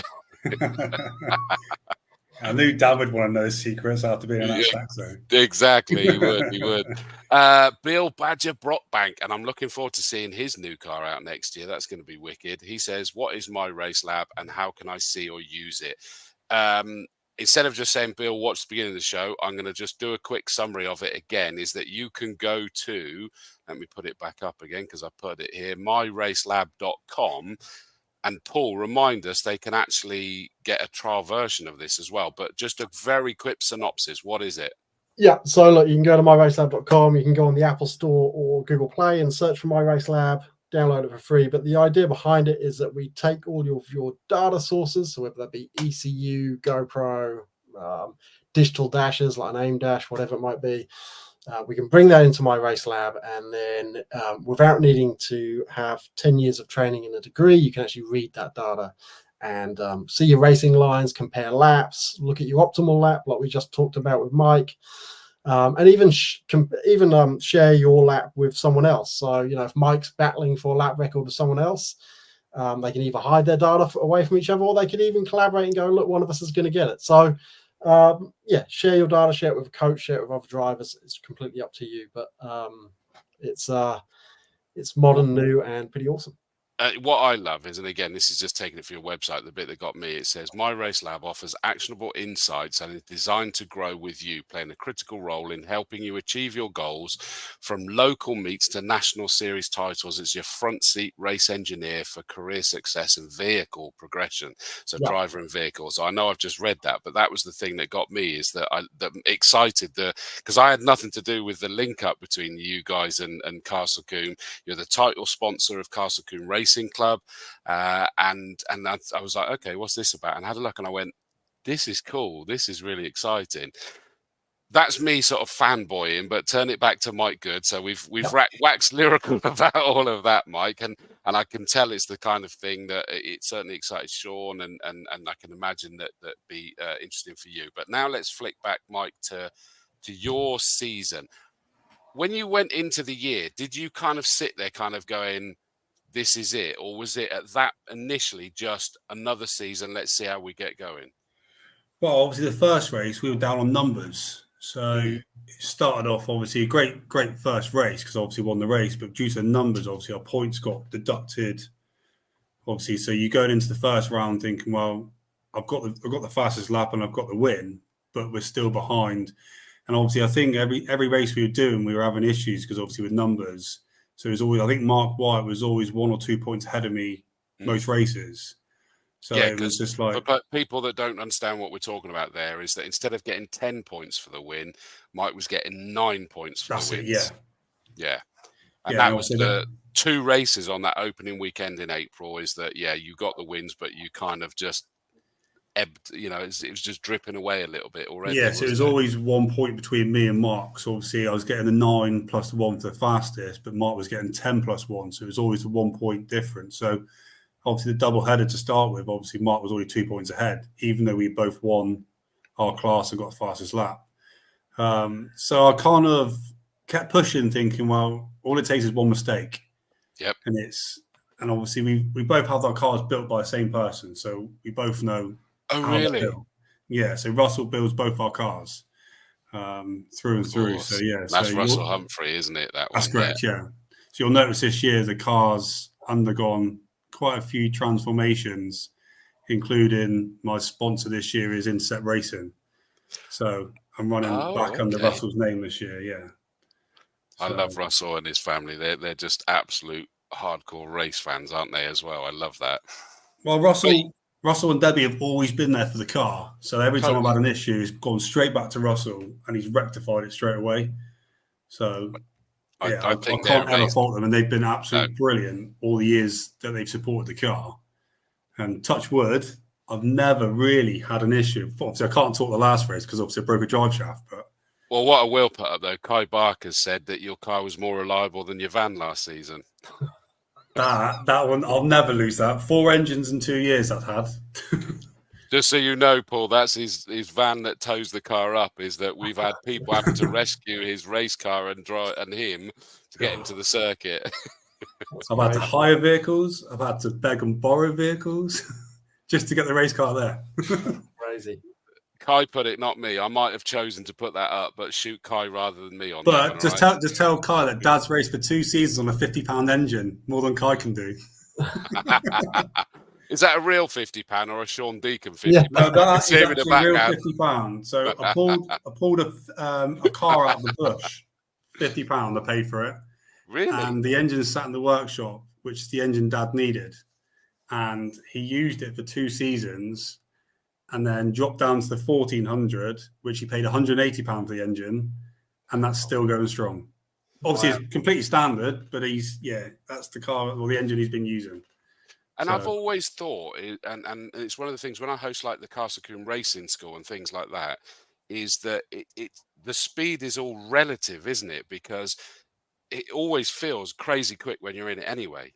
You could go quicker and quicker and quicker, but it still feels quick in a car. I mean, I commentate, amongst many other things, on the Enduro KAs, the Ford KAs or Ford cars or whatever we're supposed to call them.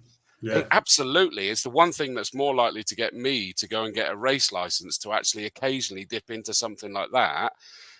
I worry because being a commentator, I'll have a target on my back, I have no doubt. But because you get pro drivers that are racing incredible things, jumping out, and when I'm interviewing them, they've got the biggest smile on their face because the speed is all relative, isn't it? It's the same as a C1 championship. That's always interested me as well. It's down to the driver, but everybody you speak to who've done the KA or the C1, it's all for fun. It's all a great laugh. And it still feels quick when you're in it. That's the beauty, isn't it? So that's it. Like, you can compare, you can go 200 mile an hour on a track, or you can do 100 mile an hour on the track, and you're still going to get the same sort of buzz. But if you're all in the same sort of car, doing the same speed, that's where it becomes really good fun. And that's what I'm trying to do for this year, is trying to find a drive in the C1s. Yes. That's what I've always wanted to do it, but it's just trying to find logistics of being able to do it all. But I'm hoping this year I can pull that sort of thing off. It's worth it, definitely. I've opened a can of worms though. Gary Franks now said, race license, Dawesy, do it. It's about time you got a race license. I know, I'm very, very close. I'll be rubbish, I have no doubt about it, but I'll have a bloody good time doing it. That's the thing. And he says, we can test you in one of our minis. Hell, I don't think I'll be able to pedal those things quite as quick, but I definitely fancy giving it a crack. But so first two races, the first weekend doubleheader, 9 points for the win, but then suddenly 10, 10, 10, 10, 10, 10. And it looks like October. Was that a DNF or a DNS? Did you not? I got about 3 yards out of the pit lane before the drive shaft snapped. That's right. Yes, I do remember now. Yeah, so I thought I had clutch issues, which is why I started from the pit lane. So I tried to take it nice and steady off the line, but yeah, the drive shaft just completely exploded. So yeah, I didn't even get to the yellow line of the actual track. At that point, take us to the emotions. I mean, were you starting to go, is this the championship ebbing away now, or were you relaxed about it? I think we worked it to be in August that I clenched it by a point. Oh, really? So October was a bit of sort of, because we had the drop scores as well, it was sort of an open, do we go for it, do we not? Because I really toyed with not racing. Of course, yeah. But I wanted to keep the numbers up in the class, because obviously, especially with Dad trying to fight for second in class. So we said, well, go out anyway.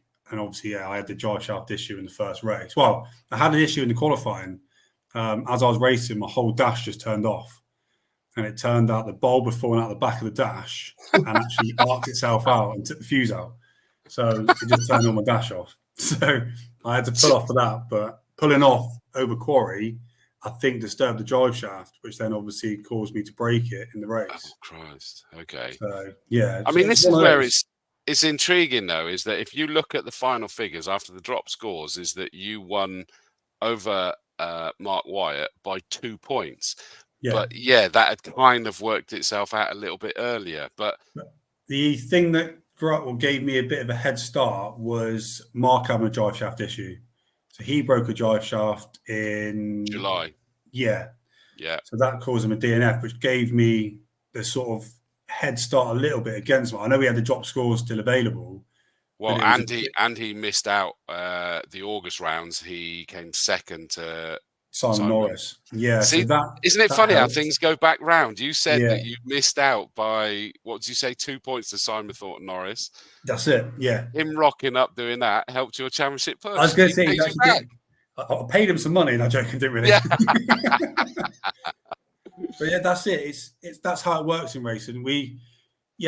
Sometimes you would say it's a bit of unfair because obviously it's coming halfway through the season, but not everyone's got a car ready and no one's got the availability sometimes to race. Yeah. So that's what happened with Si. He was obviously really busy, brought the car out to blow some cobwebs, and in return actually did me a favour. It could have gone both ways. I could have had issues that day, but it sort of, the car stayed very reliable all season, which sort of is the key in Combe. I've always said that. Reliability wins overall. Which is the big challenge with the Class A cars, because they're like crazy powerful, so fast, so powerful, but they can be fairly precious at times as well because they're so highly strung. Yeah, and that's it. And like I've spoken to Gary and Adam quite a few times, and obviously Adam has his car built by Russell as well. So all three of us are in the same boat, but obviously Adam's pushing series power. And I've always said, yes, if you've got the budget, it's great to run in Class A, but because of how tuned you've got to have your vehicle, that's where they go wrong. And yeah, you're talking mega money. Him winning the title last year was like the first Class A for ages that had won the outright title. So it shows how difficult it is in that class. Yeah, and that's it. And you look at the speed difference as well, so you can see why the cars are braking more than what, say, my car would be.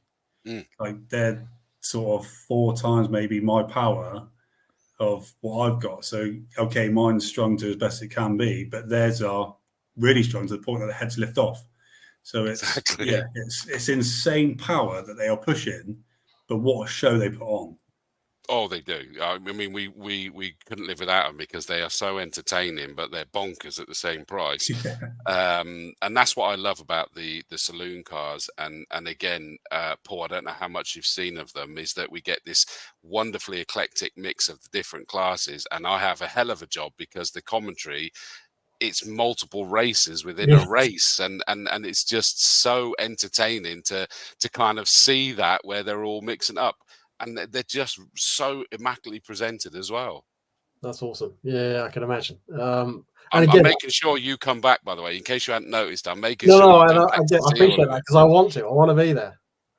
Good. I'm glad to hear that. Mike, so you then got the championship sewn up. I mean, you were pretty sure you got it. I mean, there's an interesting one then for me to go with you, is that you believe that you had probably sewn it up in August. Your wording that you use there is that, did that allow you to celebrate then, or was it just still restrained? It was a drop score thing that worried me. I wasn't too sure on how we were working it. So obviously I tried speaking to Kat, but I think we were all a bit unsure. So it was, is it not? And then we were doing our maths on our WhatsApp group, and I was like, I'm pretty sure I've got it by a point, but we didn't want to say anything just in case it wasn't. So we said, oh, we'll race it anyway. Yeah, it was a point, but I didn't celebrate in August. I thought, well, I'll wait. I know what happened. I'll celebrate too early and turn out I was a point behind rather than a point ahead. Which would be brutal, wouldn't it? It would be brutal. So the celebrations, both internally and externally, stayed until the grand finals meeting in October. Now, take us to what that felt like. I thought obviously that first race that it would be that, I've got this and I've got the championship, but obviously rather than actually going the track, I saw it from the side of the track. So it was, I knew I'd got it, but that moment changed because I knew I'd won the championship. It was Dad's ever first win. So he had his first ever win throughout his whole season, that race. So that opened up, not the emotions, but it opened up the memories, because it was, well, not only did I know I'd won that championship, but then Dad had his first ever win. So that meant a lot to him. And he secured his second place. So going into that second race, because obviously we had a double header, the emotions were high because, yes, I'd finished that race. I got the championship. Dad had secured second, and we sort of crossed the line together, knowing that memory had been made of the father and son 1-2 in the class, which I don't know if it's ever happened before, but I'm not. Moment, you know? It really was, Paul. I mean, we were there sort of like talking about it on the comms, and they played with each other on the circuit, dad and son together with each other, and it was special. And it is a dad and son that have been there racing for a good time. And I keep forgetting the fact that, of course, that history goes back even further with the marshalling and everything, is that it means a lot. And again, and I hope that this is something that you're aware of, Paul, at Castle Combe, is that both sides of the fence is incredibly tight. That's the racers, obviously trackside, the marshals sort of both sides, and then the spectators. Is that it's I mean, Mike, am I right in saying this? It is an extreme family, isn't it? Both sides of the fence. Oh, it's family all around. Like, I've got very good friends with some of the fans, like Stuart Taylor. Obviously, he watches all the time. I got very close with Stuart to the point that his wife offered me round for dinner when we come up on the weekends, and then obviously I got close with the marshals, and then I'm still close with some of the marshals, like Dave in the paddock and stuff like that, very close with them. And then you go into the races, and then like Willow, obviously my youngest, well, two of the races, one being Craig Wright, who doesn't race for us anymore, and Anne Weeks are both godfathers to my youngest. So it's the whole family of not just you racing your friends, but it's the sort of spectators get involved in. I don't know. I've never raced anywhere else that has that sort of whole atmosphere built in together. Don't get me wrong. I'm very lucky where plenty of the circuits have like wonderful atmospheres. Alton Park, Brands Hatch, they have lots of people that really, really care. But there just is nothing like Castle Combe for the family. Which I guess, Mike, in reality, that's where Combe TV was born from, wasn't it? Was that when we went into that lockdown and everyone went, what the heck is this lockdown nonsense? I was going to say, yeah. Then we got the cameras on the track as well, didn't we? So we could all watch it live. We did that as well. That was the progress, absolutely, because obviously we could only have so many people there. And that kind of sums it up. And Paul, just in case you didn't know that about Combe, and hopefully you can feel it even through this show, is that it's a big deal. And the reason why I brought it up at that moment is that was the point, Mike, wasn't it? That fine, you're out, but you're now on the sideline watching your dad get the first win. Emotional for you. You can probably feel the emotions coming over the commentary, coming from the spectator banks, coming from the marshals post, because everybody gets it.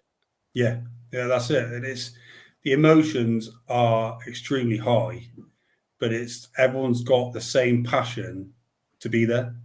And that's what I've always found with Combe. It's what's always drawn me back to wanting to race again. Like I could quite easily sit out for a season and watch, but it draws you back in every time. And you would regret it, wouldn't you? Because knowing you'd still probably come and watch, but then you'd go, no, I need to be there. Well, I took a year out, obviously, when COVID first hit, because I was so unsure.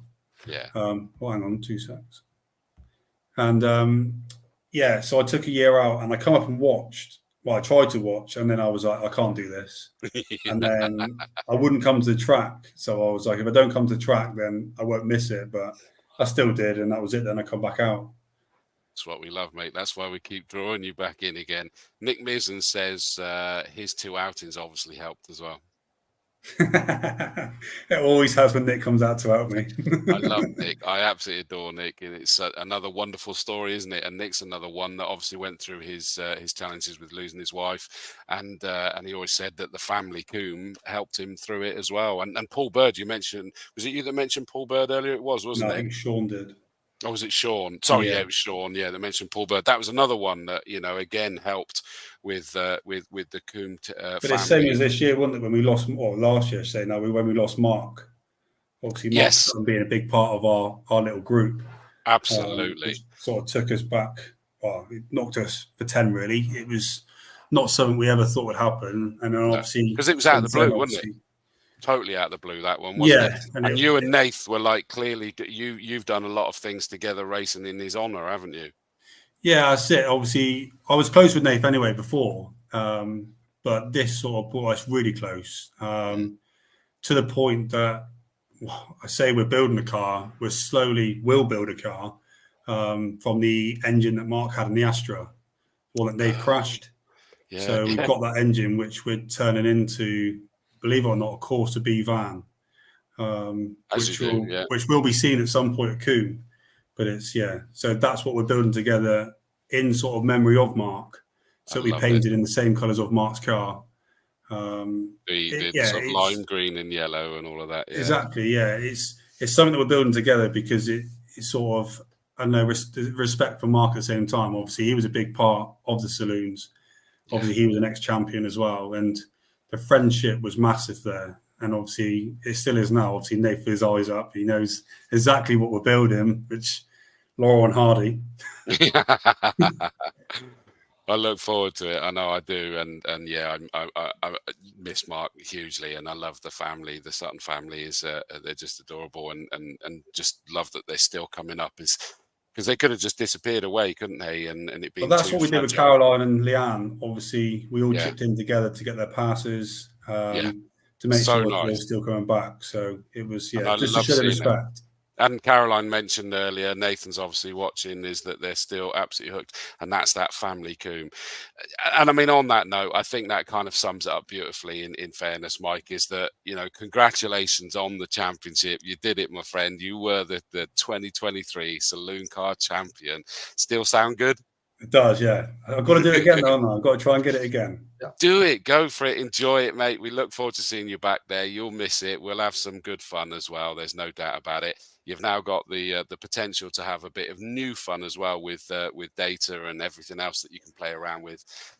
Sorry, mate, I've stitched you up, Mike, haven't I, of making you sort of go and spend a little bit more money, but it sounds fun to me, so enjoy it. It does sound fun, and that's what I look forward to. It's something I definitely want to look into, so yeah. I like it. Mike, congratulations on being the champion. Any shout-outs you want to give? I just want to shout out to, obviously, Intercept Racing for building me that monster of a car. Obviously, didn't break at all year, apart from the drive shaft, which is my issue. Obviously, shout out to Dad. Obviously, without him, we wouldn't race together. Shout out to, obviously, the fans, obviously, the Combe lot, the family. A shout out to Nate Sutton, because obviously he's a camarader in the paddock when we're racing together. And obviously, everyone just helps being able to get on the track. Obviously, I want to thank the RAC and the AA for getting the van up there as well. But no, it's just thanking everyone who makes this real and who makes this possible. So without them, obviously, it wouldn't. So, yeah. Brilliant.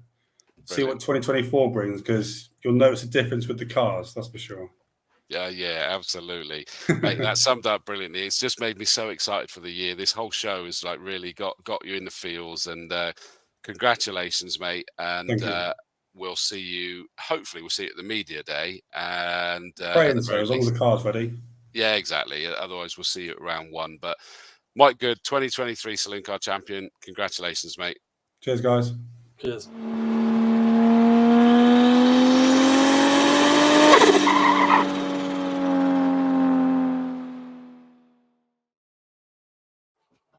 Well, Paul, I mean, what a show.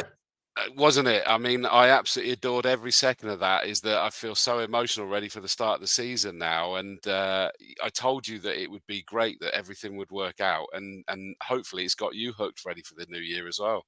100%. And actually, like you say, after speaking to these people and hearing their stories, you understand what a kind of family that Combe is, and I think that's awesome. And look, we're really, really excited and privileged to be part of that family now, and to help people, you know, whether it be achieving a lap record or just starting out in motorsport. Look, it's going to be great. So yeah, really excited. No, well, thank you so much. I hope people haven't minded me being your co-host either. You know, you haven't read out any abusive texts, so we should be okay. None at all. You're fine, mate. You absolutely loved it. I enjoyed working with you. It's been an absolute pleasure. Hopefully, we'll get plenty more of these in the MyRaceLab show, whatever we choose to do. That we touched on at Autosport. Yeah, I think it'd be really cool to hear from you guys, and if you want us to do something like that, or if you want us to be at race weekends, you know, let us know, because you know, we don't want to be intrusive, but we also want to be there for support, you know. How can they let you know things like that, Paul? So look, you can either obviously let us know through comments here, or through yourself maybe, but you can email us directly as well. So if you want to email us, you can email support@myracelab.com. So support at myracelab.com. See, you can tell this is live because I'm even typing this as we go. So there you go, support@myracelab.com. Drop a line if you sort of think that there is benefit of being at the race days, certainly at the beginning of the season, where it's just getting used to it. Let them know, because if you heard the point, they've said if they don't want to be troubling people when you're busy already, which I think is a fair comment and an honourable comment. And equally is that you probably got wind of it, is that Paul and I have been talking about the fact that we could be doing this, my company Visual PR that create these shows for organisations, is that we could be doing a once or twice a month show. And then the only reason twice, because you're worldwide. That's what people might not realise. You guys are very much not just you personally heading back to New Zealand, but as a company with what you provide is worldwide. And it's because it's talking about, you know, what are people using it for? What have they gained from it? And bringing real life stories. Yeah, and I think, look, even be able to kind of see what someone else has done the other side of the world and how they've used it could be really impactful for you going forward. So, yeah, I think it'd be really cool to kind of build those bridges and actually get drivers from New Zealand, England, Australia, whatever it might be, all together on a show one day would be pretty awesome. Exactly right. We've still got powers to be to convince by the sounds of it, Indeed, but we'll let them know. Yeah, we'll work on that. Exactly. That's why this co-hosting was good, my friend, is that I thoroughly enjoyed it. Awesome. Paul Coen, hopefully we'll see you back at some point during the season at Castle Combe as well. 100%. I think there's a fair chance that you've got the bug enough that we will see you back there. Indeed. So congratulations to everyone. It will be good to see everyone back. Let me just quickly check. We've got another message. Emma Brown says, see you all at the media day. This has been a very long winter, hasn't it just? Let me just remind myself on the date of that media day, because I could never remember off the top of my head. It is the 16th, Saturday, the 16th of March at Castle Combe. And it's open that people that aren't taking part of it can come and watch as well. But we want to get as many of the drivers. We're going to have a live show during the course of the day. We'll have lots of interviews with people as we go, and whatever else we can catch on the cameras. And it really is another starter pistol for that season. Paul, thank you very much, mate. No, thank you to everyone. We'll see you soon. And from all of us here, it's been an absolute pleasure. Thank you very much for joining us for episode 77. We'll play you out with the intro. We'll see you next month for at least one show, because we're going to start talking some of the bits and pieces about what's going on at the circuit. John Mitchell says, great first episode for 2024. Thank you all. Thanks, John. Appreciate that, mate. It's good to be back. I've missed you all. It's 2024. Let's get it going.